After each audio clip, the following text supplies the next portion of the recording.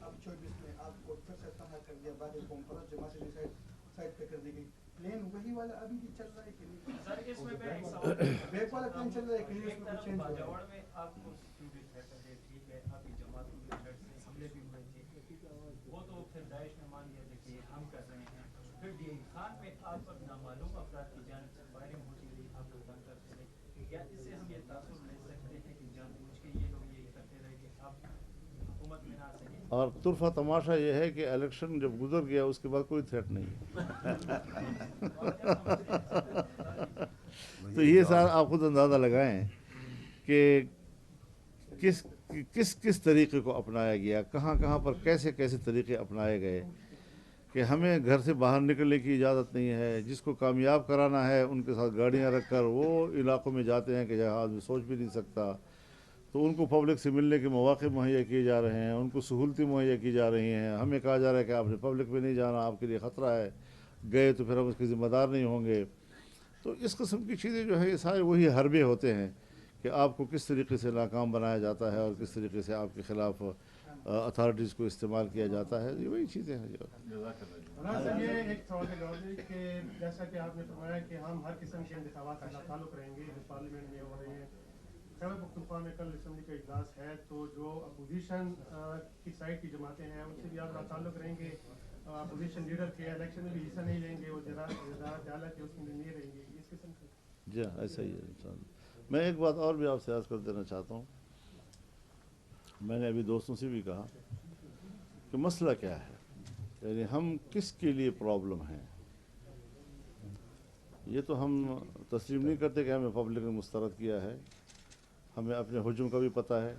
میں کوئی یہ نہیں کہتا کہ میں 100-200 سیٹیں جیتنے کی پوزیشن میں ہوں، لیکن اپنی جو حق ہے میرا اس کا اندازہ مجھے ہے کہ کس حد تک ہمیں کامیابی حاصل ہونی چاہیے. لیکن تکلیف کس کو ہے؟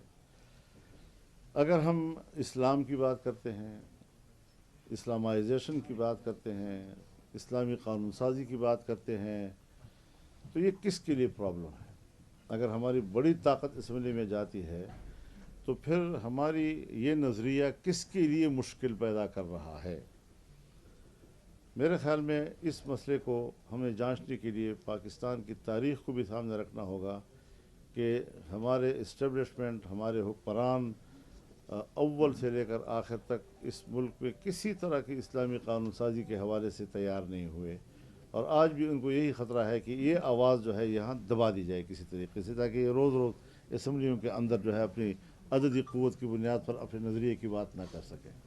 دوسری بات یہ ہے کہ آپ بھی یہ جانتے ہیں کہ 9/11 کے بعد پاکستان میں جو تحریک ہم نے چلائی اس نے صرف پاکستان میں نہیں بلکہ برصغیر اور جنوبی ایشیا میں اینٹی امریکنزم پیدا کیا، اور اس کو اعتراف کیا. آپ کے صحافی نے اعتراف کیا اس کا، جی میڈیا نے اعتراف کیا اس کا. جی تو اس حوالے سے بھی اگر عالمی قوتوں کے مقابلے میں ہم کوئی آواز بلند کرتے ہیں تو ان کی بھی ہدایات یہ ہوتی ہے کہ ان کے ہجوم کو کم کیا جائے.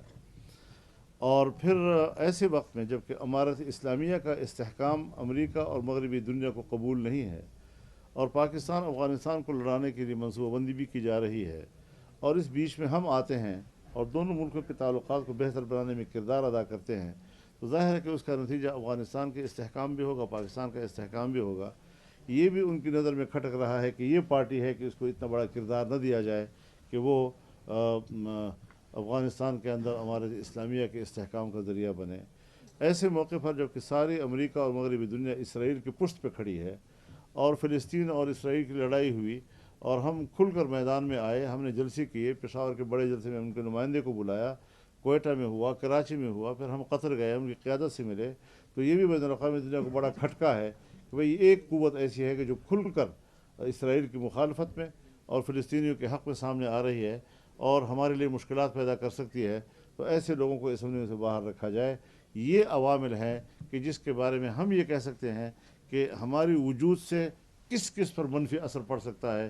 تو وہ سارے لوگ جن پر ہماری طاقت کا منفی اثر پڑتا ہوگا وہ اکٹھے ہو گئے ہیں ہمارے خلاف، اور انہوں نے ہمارے ہجوم کو کم کرنے کے لیے. اور آپ حضرات کی اطلاع کے لیے الیکشن سے پہلے مجھے اطلاع ہو گئی تھی، الیکشن سے پہلے، کہ آپ کے لیے فیصلہ ہو چکا ہے کہ جمعیت کے ہجوم کو اور سکیڑا جائے. یہ الیکشن سے پہلے کیسے فیصلہ ہوتا ہے؟ اور وہی ہوا. तो आप खुद अंदाज़ा लगा रहे इससे। मौलाना साहब ये बताएं कि जो अफगानिस्तान का आपने दौरा किया, क्या वही वजह बनी कि जिसमें आपको इलेक्शन में हराया गया? ये वक्त क्या कहता रहा, रात सारे रात यूसुफ जुलेखा की कहानी सुना रहा था। सुबह हुई तो जुलेखा मर गया। और ये जो इजलास हुआ है, या आपकी तरफ से कोई अहकामात हैं हाजी गुलाम अली साहब के लिए क्या कि उन्होंने क्या करना है आगे आइंदा कुछ दिनों में? देखिए, ये कोई मसला है ही नहीं, एक आईनी मनसब है और हम स्मूथली आगे जाएंगे। अगर ये फैसला हुआ कि भाई उनको, तो हम अपनी कोई पार्टी का बंदा लाना चाहते हैं, कोई इसरार नहीं है हमारा, लेकिन जमात ने इस हवाले से कोई ऐसी राय कायम नहीं की, न हम इसको कोई सियासी मनसब समझते हैं कि एहतजाजन मुस्ताफ़ी हो जाएं। एक रियासती मनसब है, आईनी मनसब है, और हम स्मूथली समझते हैं कि इस पर हम कोई सियासत ना करें तो अच्छा है। मौलाना साहब, आपने जो बातें की हैं, तो इनके जो मतलब बैरूनी अवामिल है इसमें, तो फिर तो पीटीआई और आपका जो नारा है गुलामी नामंजूर वाला, ये मतलब मुश्तरका एक नारा है, तो इन नुकात पे कोई इत्तेहाद हो सकता है? ये सवाल ऐसा है कि इस दावे को पहले हम तस्लीम करते हैं या नहीं करते, पहले सवाल तो ये है। बहुत शुक्रिया आप हज़रात के लिए, बड़ी नवाज़।